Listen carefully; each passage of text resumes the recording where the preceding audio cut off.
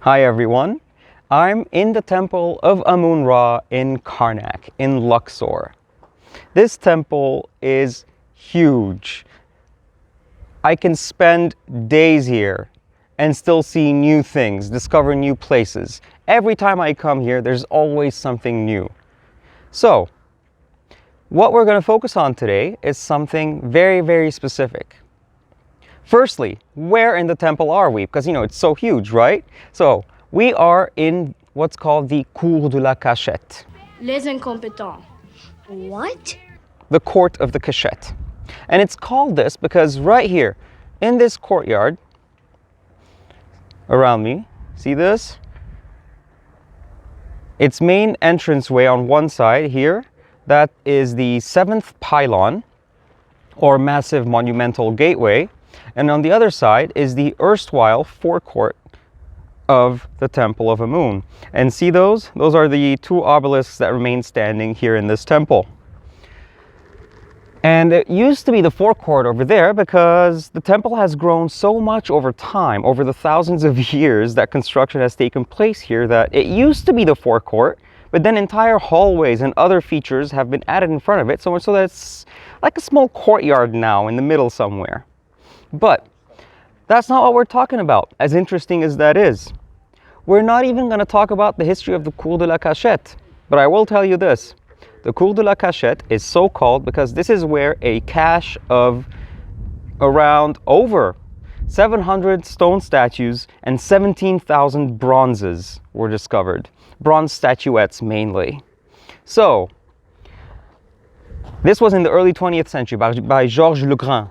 But what I want to draw your attention here to is something, an inscription left by this king behind me right here.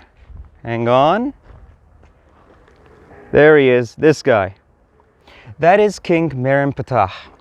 Not very well known. You probably haven't heard of him. His father, though, he's one of the most famous kings of ancient Egyptian history. His father was Ramses II. Ramses the Great, none other. And Merenptah was his 13th son.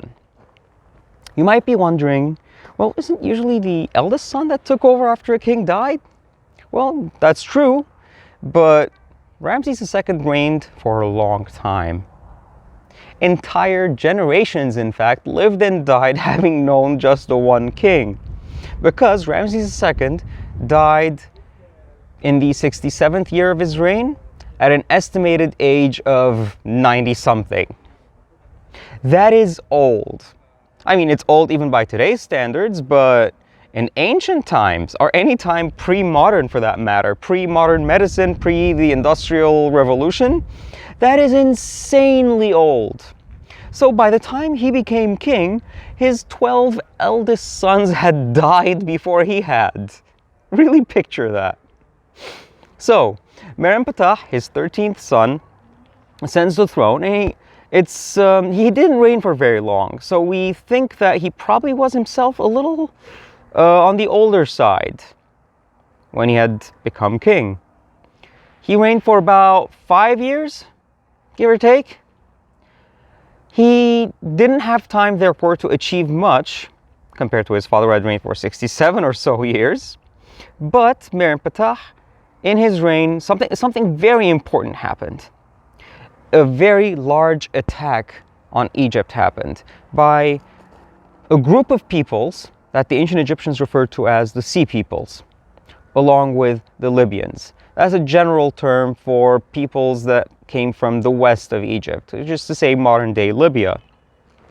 So, during this time, they attacked Egypt, and what we have here is Merenptah here presenting prisoners. Maybe you can see them better like this. Hopefully I'm aiming this right. He's about to smite them. See that? Very traditional pose of the king. He's about to strike them, smite them. In this scene, we actually see, most iconically, the earliest, most iconic version of this is on the Narmer Palette, on which I made a video before, actually. So for that, check out this video here. Anyway, so he's doing that. In fact, actually, you get one more instance of the smiting scene even before that. And Narmer Palette dates to around 3100 BC. Merenptah lived in around 1200 BC. So to put that into perspective, the continuity here is so far for about 1700 years. So to put that into perspective, 1700 years ago was 300 AD. That's how old ancient Egypt is. And actually it went on for much, much longer still. But anyway, tangents aside, he is, Merenptah that is, presenting the prisoners to the main deity of this temple, the national god of the time, the god Amun. So the king was victorious. He successfully fended off the huge attack that took place. And he didn't just record it like this, with a scene, but also with an inscription. I know I've been talking for a little while now already, but this is the true focus, a thing that I want to point out to people here in this video. And it's this very unassuming inscription right here. There are 2 known copies of this text, thankfully, the other one being much better preserved than this one. And it's in the Egyptian Museum on Tahrir Square. This inscription is very important for many reasons. Egyptologists call it the victory stela of Merenptah. In it, as the name suggests, he lists his victory over a whole bunch of peoples that he names. But the interesting bit that I can show you here is this line right here that is thankfully preserved. It starts, let's see, very hard to aim this, but yeah, there we go. This bit here, you can sort of see the cartouche, right? This is the name Merenptah. So sort of stuff is being said before this, Merenptah.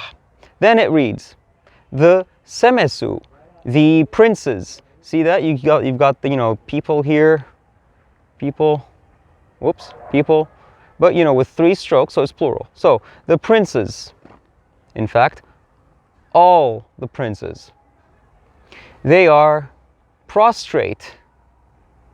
See that? That's a guy lying down with his arms like that.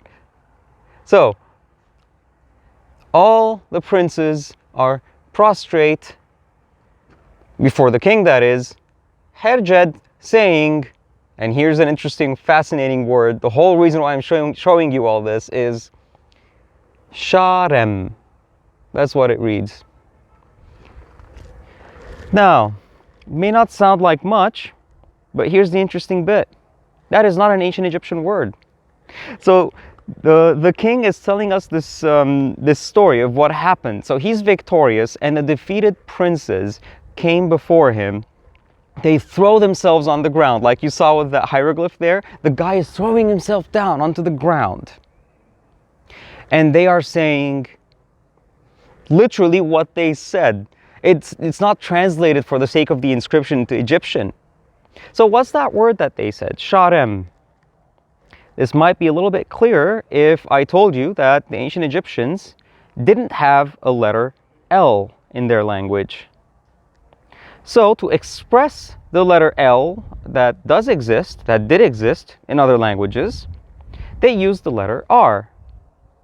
Why is that? Well, that's because, those are phonetically very close sounds. So let's replace the R with an L. We get Shalem, which is to say, Selem. The princes are greeting the king in their own language, West Semitic, or one of the West Semitic languages. So they are saying to the king, Selem, peace, greetings. Because West Semitic is a branch of Semitic languages, obviously, but so is Arabic. So it's only natural that you get cognates, words that share the same root. And it's just fascinating that the king recorded the literal words that they said in their own language. Well, anyway, I hope you found this interesting, and let me know what you think about all this and whether you want me to talk a little bit more about the Sea Peoples, because that's a huge topic.